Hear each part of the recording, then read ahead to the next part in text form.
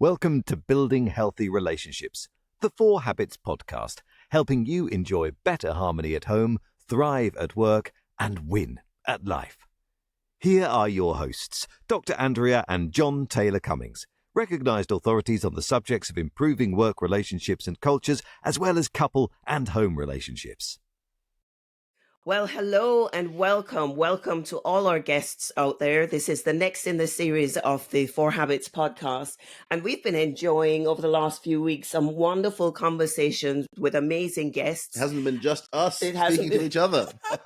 We've had some wonderful guests. And today it's another couple, amazing couple. We're really looking forward to the conversation. First time we've actually had a couple on. Exactly. So it's a couple speaking to a couple. Absolutely. As you're our first couple. There have always been individuals coming on, but this is wonderful. So welcome to Mark and Christine Daniel. Welcome, Mark. You were about to say something there. Go ahead. Don't worry, it was totally unimportant. Never. Never. Really delighted to have you both with us and really looking forward to our conversation together. So welcome. Thank you. Hi, everybody. Well, we love to give our guests a proper welcome, so our audience know who we're talking to. So we have a little bit of a bio here, just a quick one. We just want to take you through and explain who Mark and Christine are. So Mark and Christine live up in Northumberland in the UK for our American and Canadian and international audience. That's right up near the Scottish borders, they tell us, right at the top of the UK. They've been married for 38 years now, so big congratulations to you guys. They have 2 married daughters and 2 grandchildren.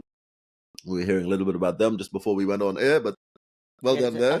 Updating the numbers to the family. Absolutely. Congratulations. So Mark has had careers in the British Army, in IBM, and high tech, and for the last 21 years has been in Christian ministry, working with Agape UK and Crew, which is a Campaign Crusade for Christ. Christine was an international banker before focusing on being a mum, and then worked alongside Mark in ministry.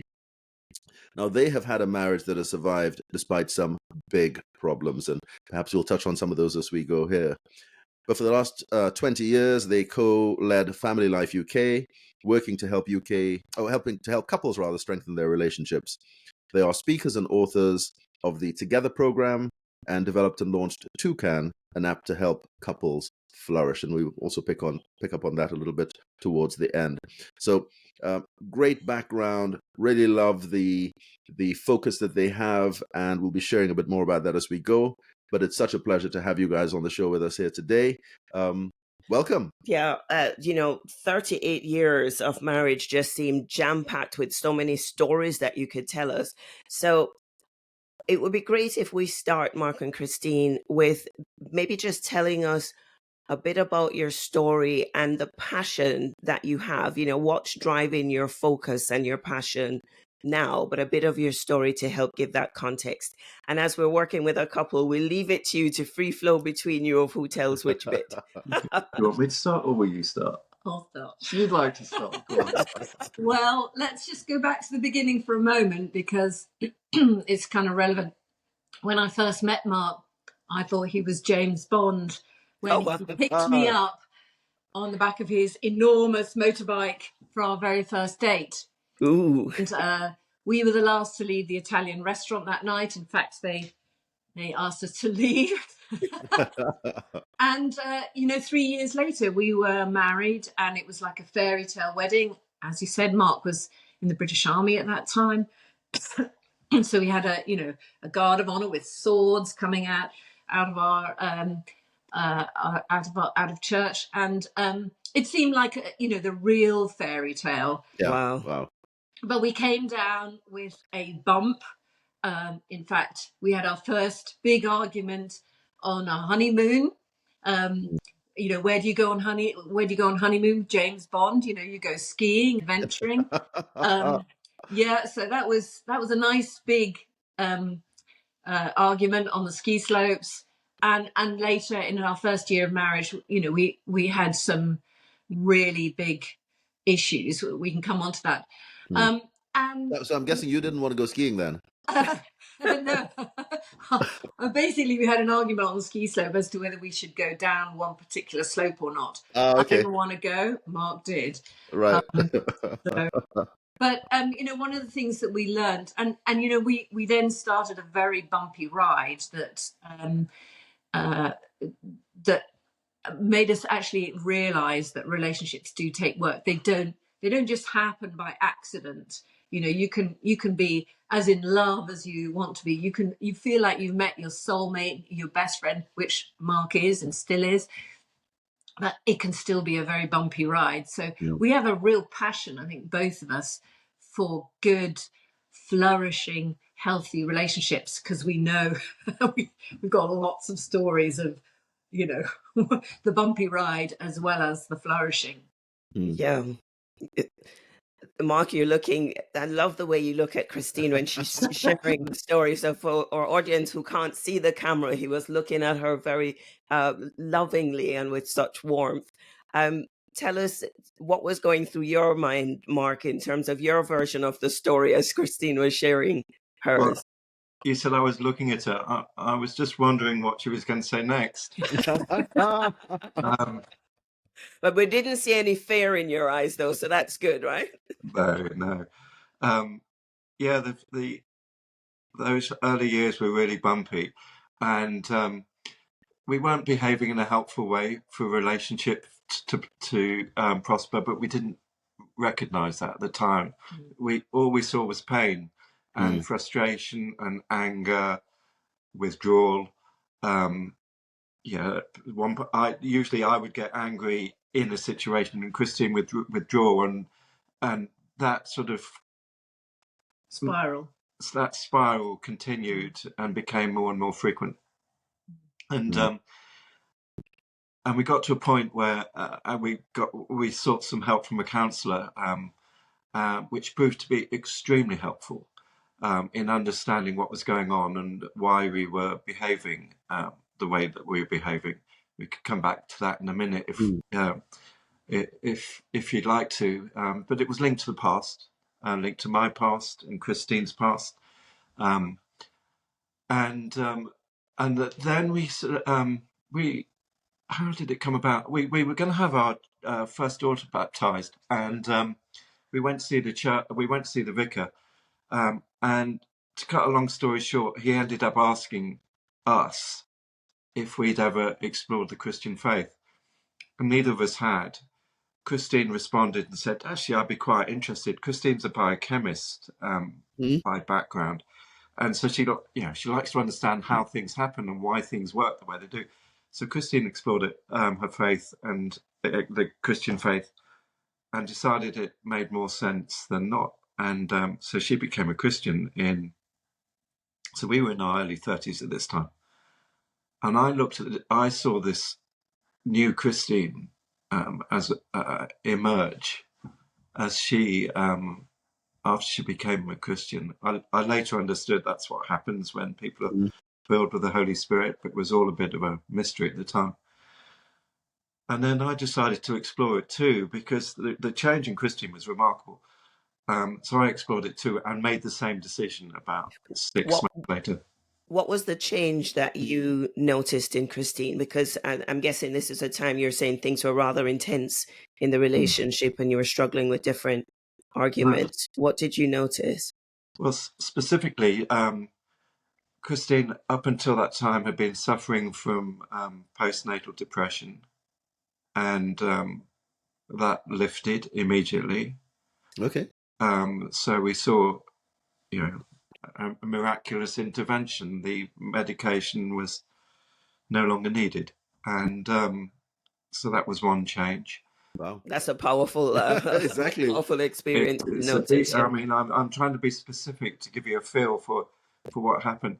Christine became much more joyful, much happier, much more understanding, more forgiving of me, and more prepared to listen. And also our sex life improved dramatically. I've never heard that link made to the Christian faith before.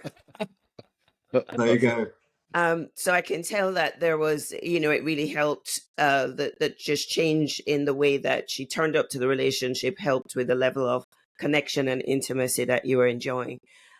You've also very openly shared about some of these challenges. You know, there's a press article and on your website and so on. Mm. How would you describe, I suppose, the experience or the challenges that you were having, the cause of the challenges that you were having, and how you came out of that? Okay. Yeah, because I guess one thing I was going to say there, because a lot of the people listening in here will recognize, although most people don't talk about challenges in their relationships, to some degree we all have challenges. The Mhm. question is, what are those challenges? What are those challenges, and how do we deal with them? So, to an extent that you're comfortable to share, what were some of the things that you were doing that were not helpful? That you're saying, Christine got to the point where she was able to forgive you.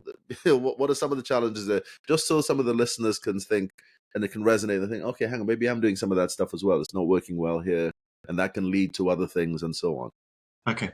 Well, do you want me to answer that? Well, I think one of the things that's sort of way back in our first year of marriage, Mark had just suddenly, out of the blue, said, "I'm not sure I want to be married, and I'm not sure I want to be married to you." And Ouch. I did not understand where that came from. And that rejection so early on was huge. Mm. And we kind of muddled through because we were not equipped to deal with things like that. And so obviously there was a lot of tears Yeah, wow. and hurt and pain. But we did the sort of British thing, which is, we swept it under the carpet and like tried to pretend that it hadn't happened, move forward. But those sort of deep wounds, they fester if you don't deal Absolutely, with them yeah. positively. And we then moved into a phase of really lots of unresolved conflict, big and small, because we just didn't know how to deal with the issues. And as Mark said, he would explode with frustration and anger, and I wouldn't be able to deal with or confront it and just opt out or Yeah. run away or get super defensive about things. And the more Mark got angry, the more defensive or the more I would opt out. So we were in this vicious cycle Yeah. about big things and little things. And we then faced a period where post baby I had postnatal depression, and we were really rock bottom at that stage because there was nothing left inside. But one of the things that we then discovered basically through our new faith was that we needed to forgive each other. We needed to and before we could do that, we needed to confront some of those difficult issues and be honest and open with each other. And that there started a long period of painful revelation that carried on for many years. And one of the things that Mark admitted is that he'd, in the early part of our relationship, had a series of affairs. And then suddenly this aha moment so early in our first year of marriage made sense. It wasn't about me, it was about some of the internal struggles that were going on inside of Mark. And in the lonely fighting period, which went on for 7 years, and 7 years. tell you that because couples need to know and understand if you are struggling, it can go on for a long time. And often people don't tell you that, about marriage, that actually painful and difficult seasons can go on for a long time. But we started to confront some of the issues.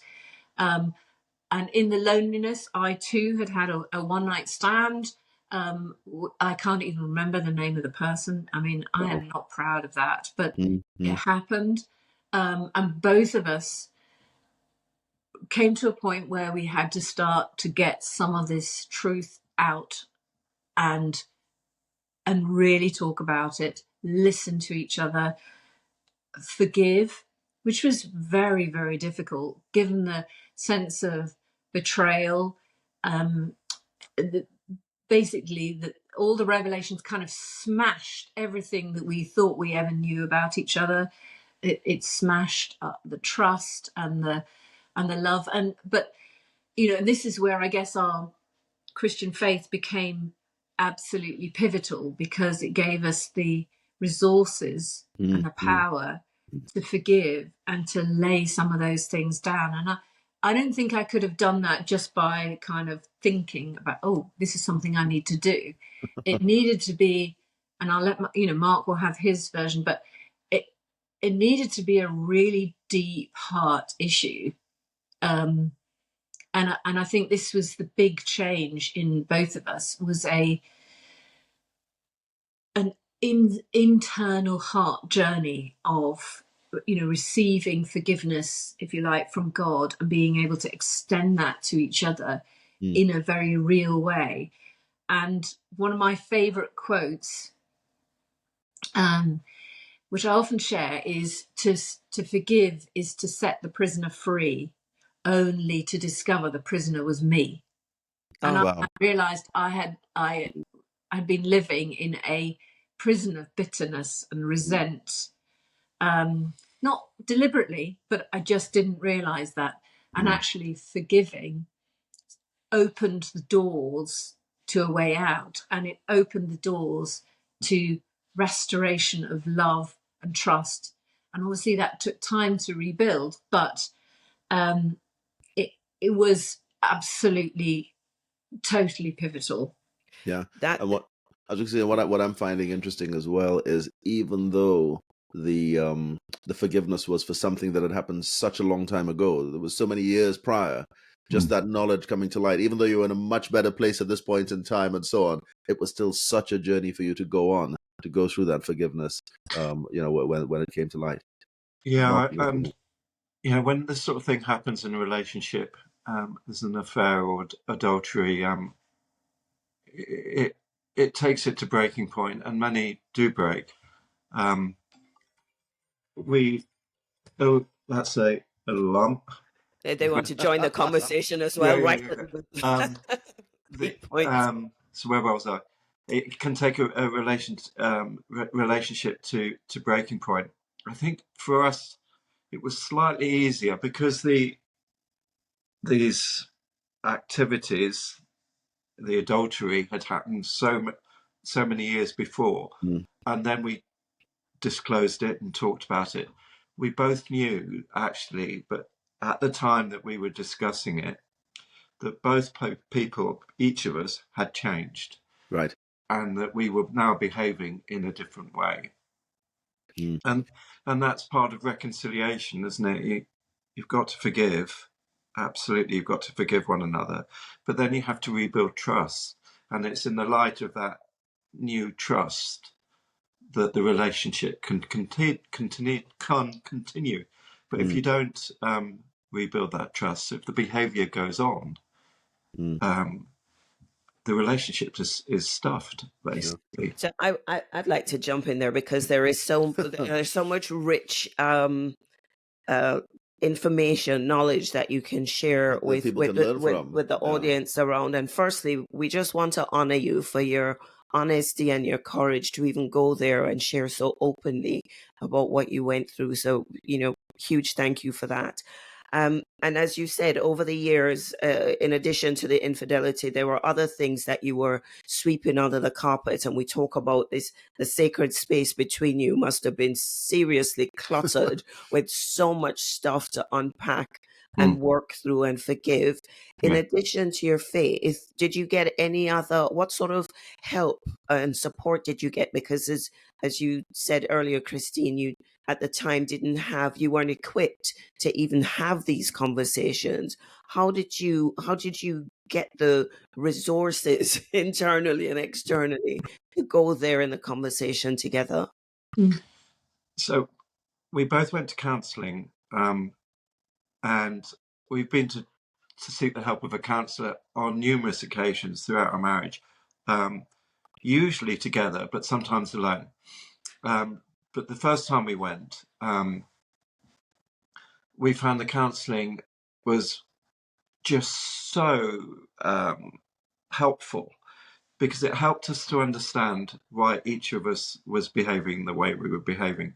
So, to cut a long story short, let me play out what I learned. Yeah.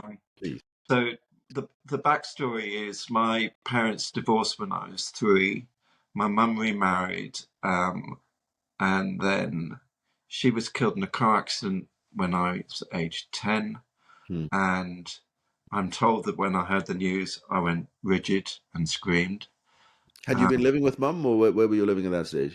So I was living with my mum and her Wow. new husband. Oh my word! Wow. He's the guy I call Dad. And as a young man, I was angry and driven and successful. I mean, in the careers I've had, I've been successful. But there's been a drivenness and an anger behind it all.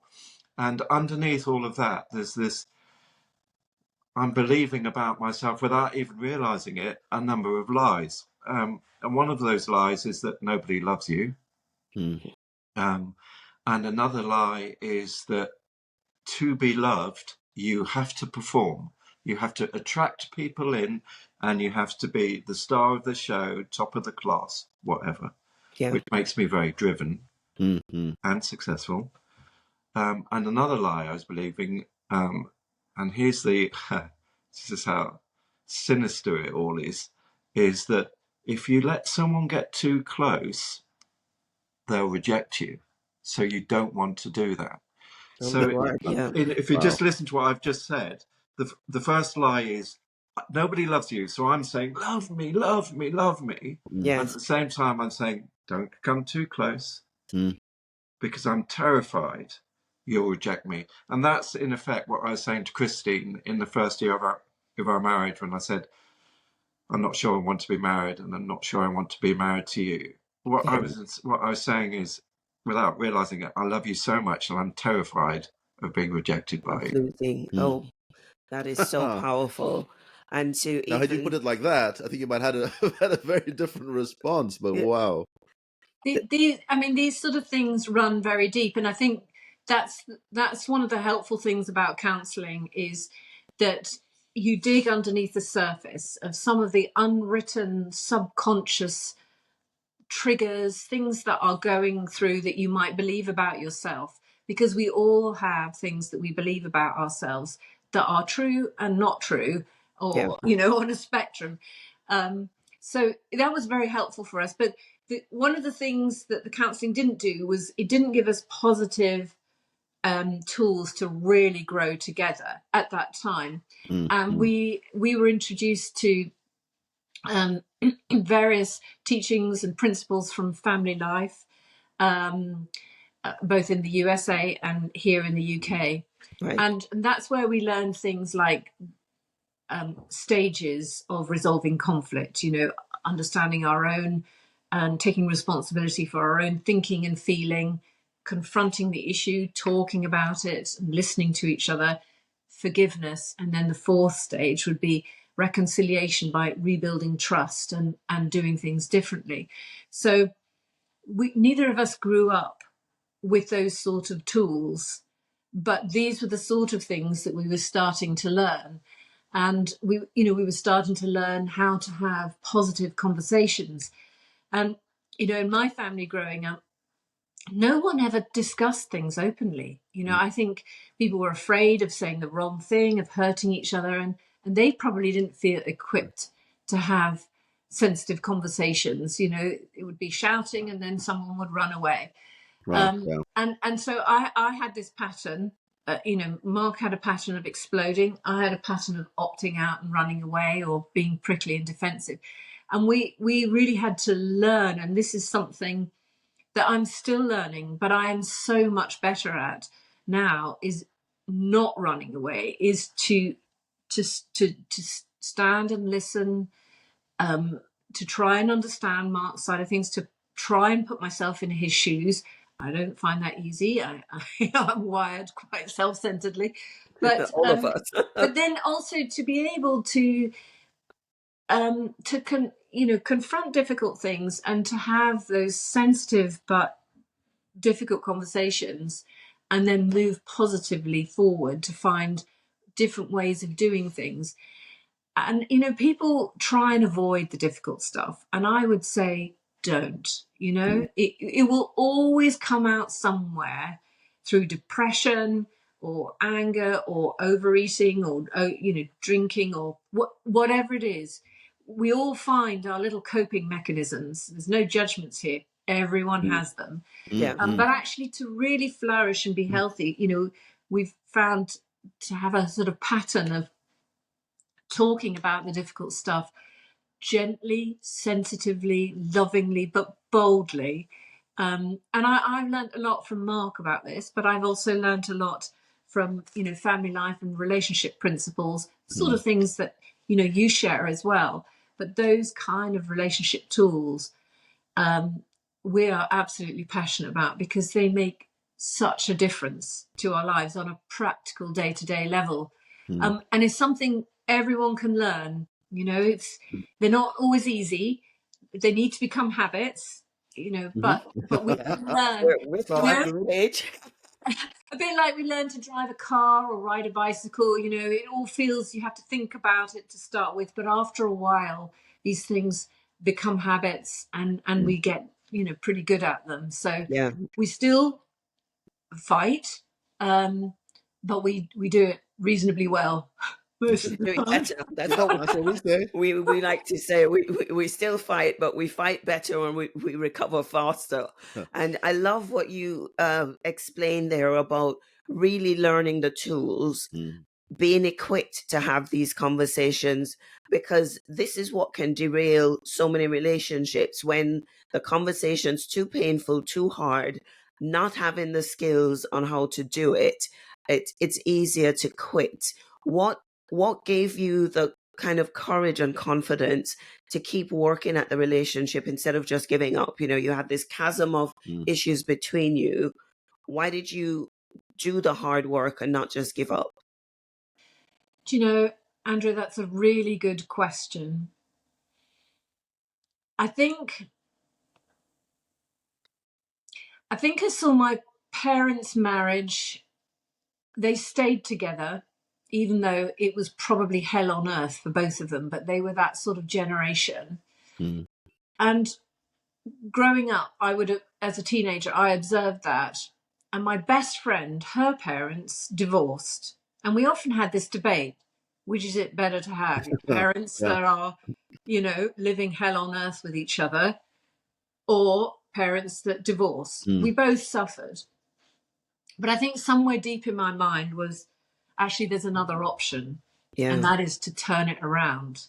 And I think both of us are quite determined people, and I am high energy, but I am much naturally quieter and shyer and more reserved than Mark. So I think perhaps leaning on my faith helped. But I think this desire to actually have a relationship, a marriage that is flourishing, and that the best, let's face it, the best things in life are worth working for. Absolutely. And I somewhere, and I'm not really sure where it came from. I've given you some idea of my thinking, but I kind of thought, there's got to be a better way. There's got to be a better way. And we're really glad, even now, people that I've seen who divorce, it's not the easy option. It involves a great deal of suffering. So I think, in a way, we're in a better place. I was going to say we come across a lot of couples who have divorced and say, "Oh, I'm not sure it was the right thing to do. Maybe I should have given it some more effort. Maybe we could have sought some help and worked through things. Maybe it would have been better if I hadn't been so proud and saying, I'm not going to go to a counsellor because that's a sign of weakness. That's often a response that men take. I'm not going to seek help. So it's sad when you see that and you kind of think, oh, if only. I think one of the things that's kept me together is, despite when I get vaguely irritated by Christine, which of course doesn't happen very often. Not at all. I can't imagine. Not at all. When vaguely irritated, I'll remember that time. when that happens, and I'm really angry, I'm pulling my hair out and thinking, how is what's the remaining 30 years of my life going to look like if it goes on like this? Yeah. Yeah, that's the stuff that's going through my mind, and it's very easy to paint a black picture, I find. So I've tried to get myself into a habit of saying, come on, don't over catastrophize this. It's just an issue. We're different. We're going to have issues. We can work through this. And besides, Mark, if you were going to leave Christine, just look at what it would do to the children. Yeah. And who would have you? Where would you go to? Well, that's where I thought you were going. Yeah. So I'm kind of, this is, so I'm trying to arrest the negative thinking. And then we eventually, once we've calmed down, we'll say, well, take the issue that's got between us and put it in front of us and say, come on, we'll work on this together. This issue is just an issue and it's not going to blow us apart. Yeah. I love that. I love that concept of taking the issue and separating and putting it out there. And what I'm going to ask now is if there's any other little tips like that you can share, because some research that we did back in the day, and of course I'm not making any excuses for environment, but the research that we did back end of 2019, wasn't it? We put it out in 2020, which was looking at relationship breakdown in the workplace. And actually the research showed that people who are performing at the higher level. So the people who are being successful, like you were saying there, Mark, and Christine, in your banking role, the people who generally are under pressure, delivering to a high level for whatever reason, tend to, what was the reason? What was the number again? Was it 62? 62, somewhere between 60 and 70%. Had significant relationship breakdown at some point. So at home, yeah. At home. Domestic relationship breakdown. So it spoke to the environment. And of course, we're not making excuses for the environment, but I've been there myself in investment banking. I know what it's like to be working hard and playing very hard and having a wonderful environment around you. Everybody looks good. They're all turned out well. There's lots of alcohol, lots of partying. Temptation can happen unless you have practical things in place, practical habits. You have sort of notes to self. You can very quickly find yourself in a situation that could go badly as far as your long-term relationship is concerned. So just if there are any other practical tips that you can share with us, or habits that you might have developed, maybe not then, or habits perhaps you wish you had developed back then, that might have helped you one of some of these things. The best tips we were given in the younger days, I guess mid to late 30s, when we had children, small children, someone said to us, get away for the weekend. Just get away. And we kind of think, well, what about the children? Do we just leave them behind? Sort it out. We shouldn't do that. That's not good. But we chatted to some friends who lived in the house just up the street and said, look, how about we look after your children, you go away for a weekend, and then you look after us. And that's what we ended up doing. And it was just so good for us to get away and focus on one another and create some space just to be and to listen to each other. It's really interesting what you said, Jon, about the business link. I mean, the basic resolving conflict skills that we've just been talking about are so important in business, but usually in our experience, and we've been asked to go in and do teamwork on resolving conflict for businesses because they're so poor at it. But the most important skill, I think, in resolving disagreements and communicating is, once you've realised you're all upset or something's happened or whatever, say, right, we're going to talk. We need to talk. Is to put your feelings down, just to settle them down, and instead of thinking about yourself and how you're feeling, is to try and put yourself into the shoes of the other person, which requires you to listen and to empathise and really focus on the other person. Now, if you're a bit of an idiot like I am, I can often think, I'm Mr. Successful, and I'm used to having everybody in the office doing what I want them to do. Mhm. And now I have to try and put myself in the shoes of my partner. That's What's a that little about? challenging, shall we Yeah. say.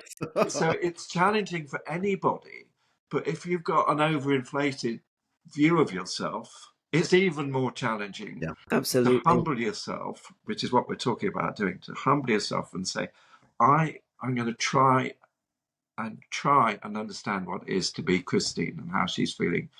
And when you do that, when you do manage to do that, and your partner sees you really trying to understand and put yourself in their shoes, it is so much easier to forgive and then find new ways of doing things in the future. Absolutely. You know, If I could have done one thing differently all those years back, it would be that. Wow. that is such gold. This mindset of humbling yourself and really listening and connecting with the other person As you said, try and understand what it's like to be them to be and in what their position. and what they're going through. And the challenge is always not to judge it, because you always only ever understand your narrative.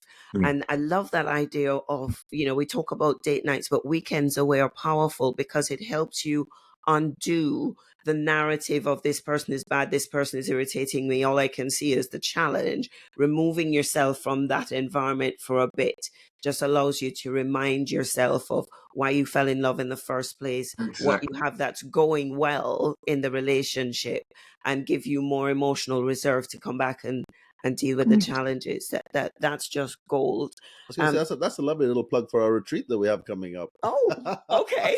Mind you, by the time this episode goes out there, that may well be gone. That's gone. But just the reminder of time for couples to have a little time away.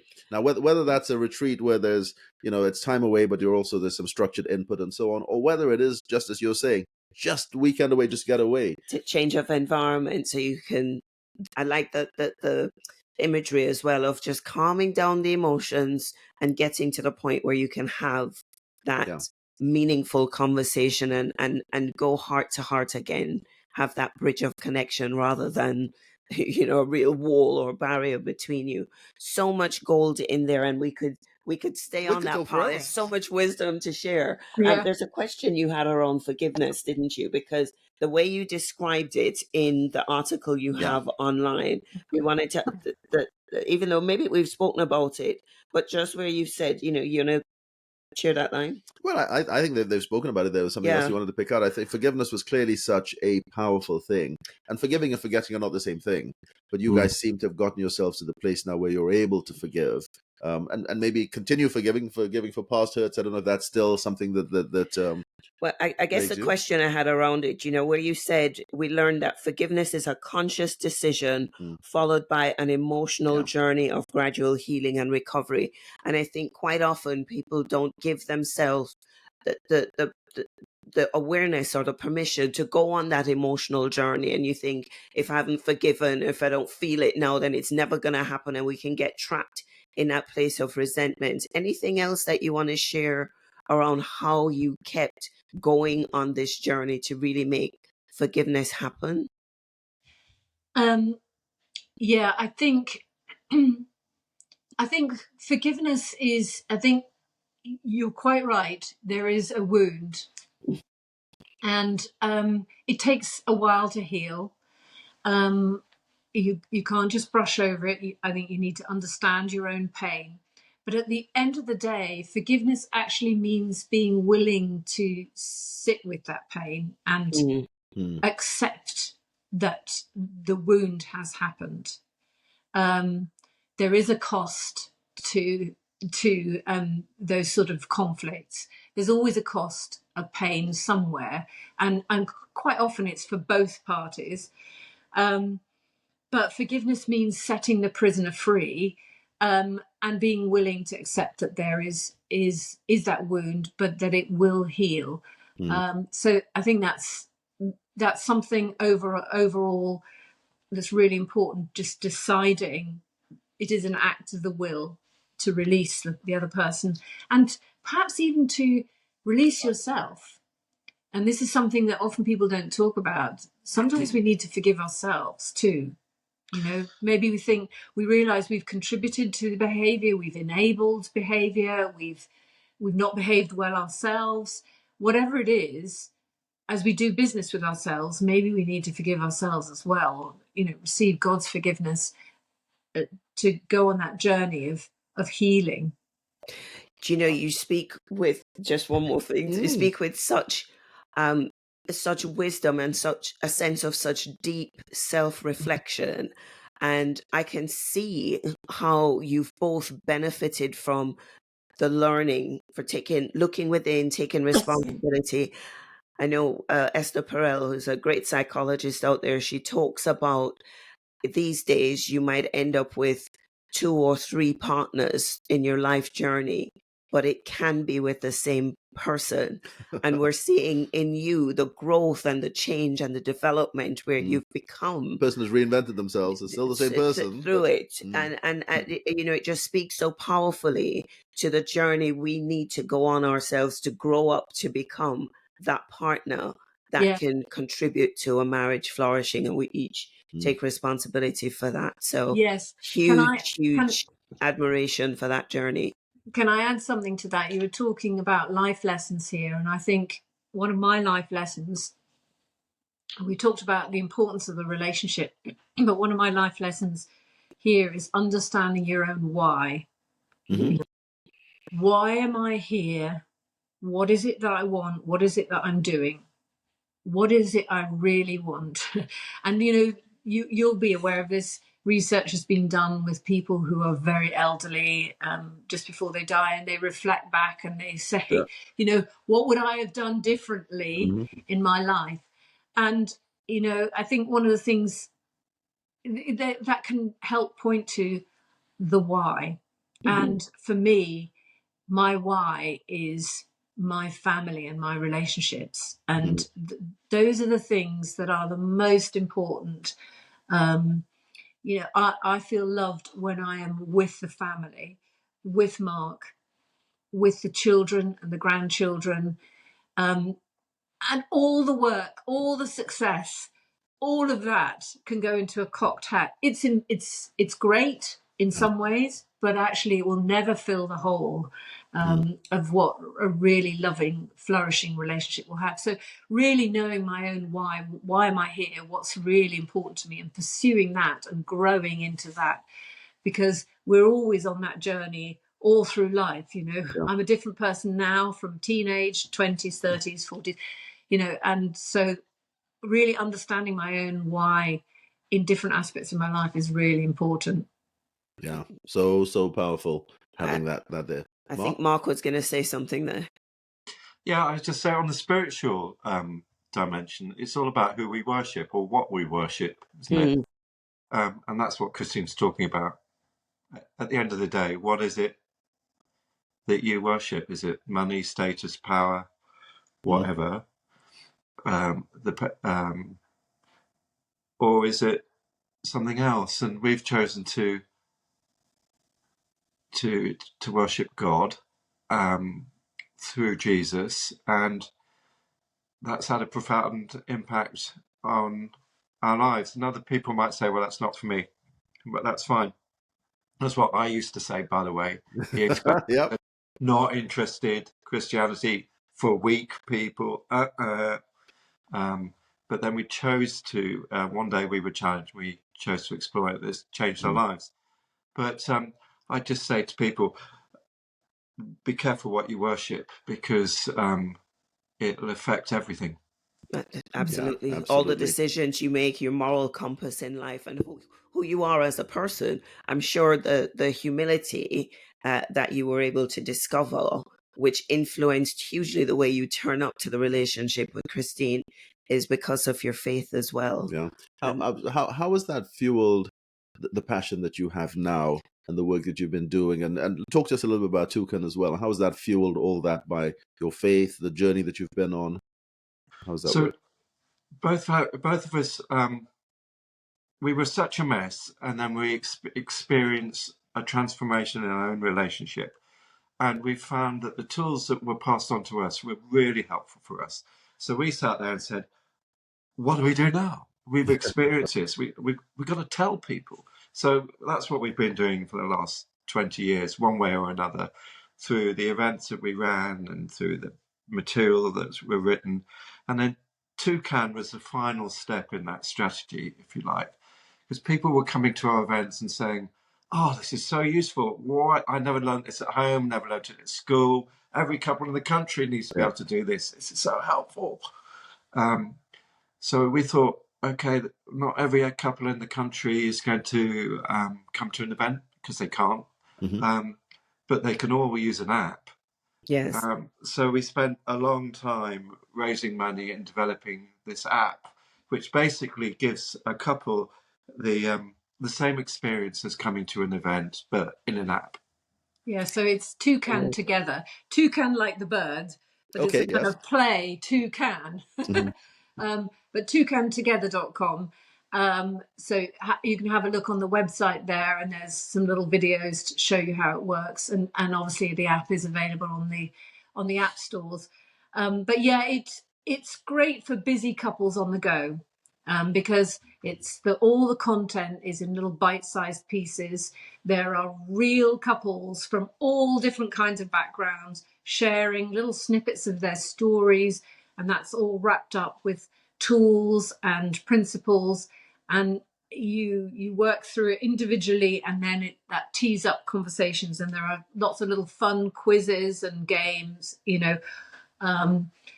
that tee up the sort of deeper conversations that you have as a couple.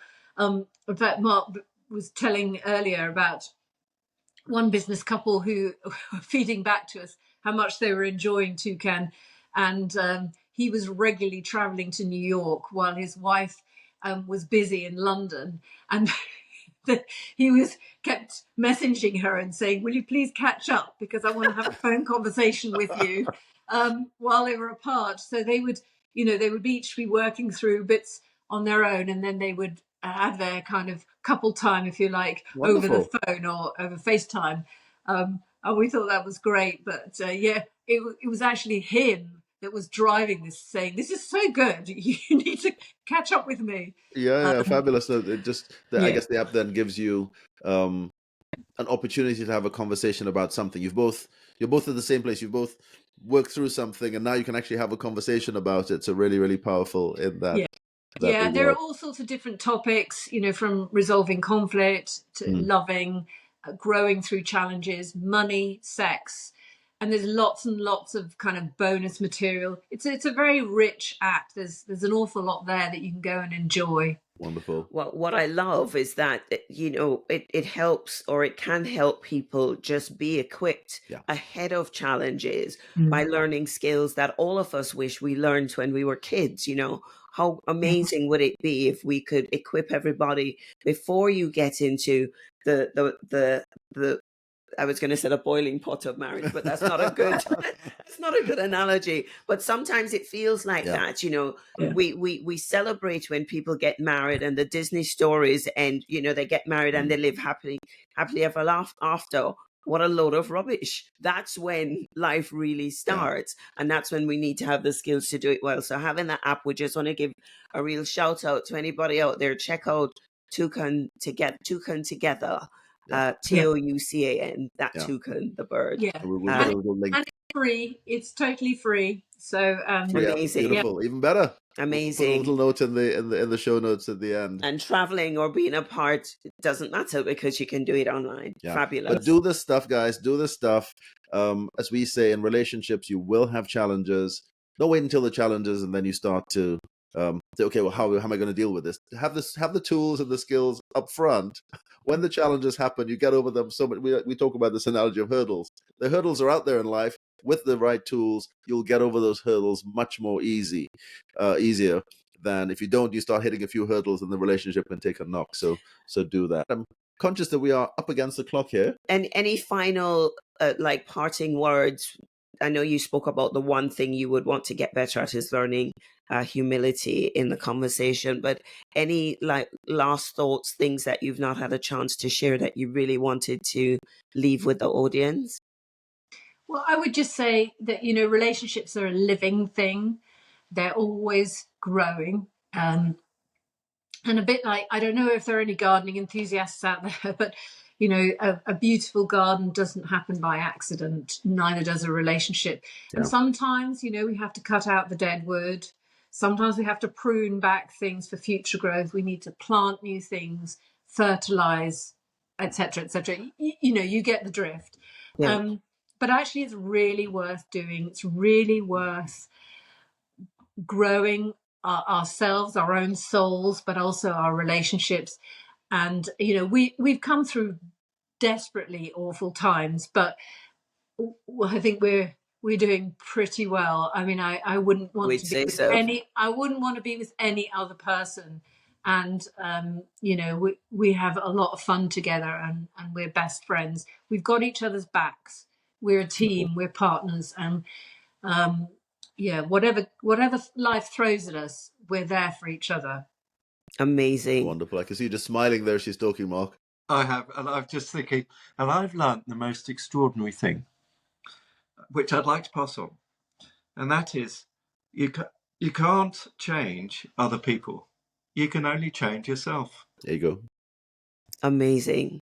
Be the partner that you would like to have. Exactly. Turn up as that person. Yeah. Love that. All about growth and development. Listen, it has been amazing. You have shared deeply, honestly, courageously, and powerfully, and we thank you. And look forward to another one, I think. Yeah, perhaps have you guys come back. There's so much more there we could talk about, but yeah, we're out of time. But keep doing the amazing work that you're doing. You shine a huge light for couples and families to follow. And on behalf of all those whose lives you've touched, including ours, a big thank you. Oh, thank you. You're welcome. Pleasure. Thanks, folks. Bye-bye. Bye. Bye. We hope you enjoyed that episode. And if you did, and you want to hear more, the best thing to do is subscribe. Then you'll never miss an episode. There's a new one every Friday.